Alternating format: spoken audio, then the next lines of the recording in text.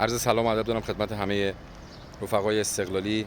آقای تاجرنیا، واقعا شما یک انسان بی ارزه هستی که قدرت تصمیم گیری نداری، قدرت هدایت و رهبری 4 نفر رو نداری. چجوری شماها میرید پول نفت مملکت رو به عنوان خرج کردن در ورزش میدن به شماها؟ واقعا خجالت آوره.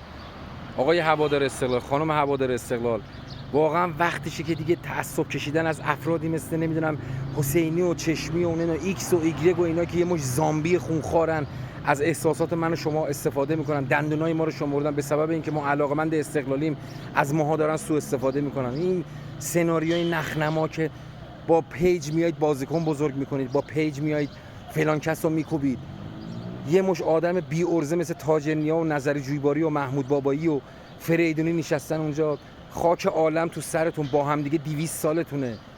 شما یه دونه مهد کودک رو نمیتونید اداره کنید. استقلال دادن دست شما، به شما اعتماد کردن. چقدر شما پشمکید، چقدر شما پشمکید، چقدر شما پشمکید. یک مش بازیکن پشمک خونخوار و زامبی هم جمع کردن که همیشه از من هوادار مایه میذارن. آقا از ما مایه نذار، آقا شما نونی که داری میبری خونت حلال کن. واقعا متاسفم واسه آقای تاجرنیا.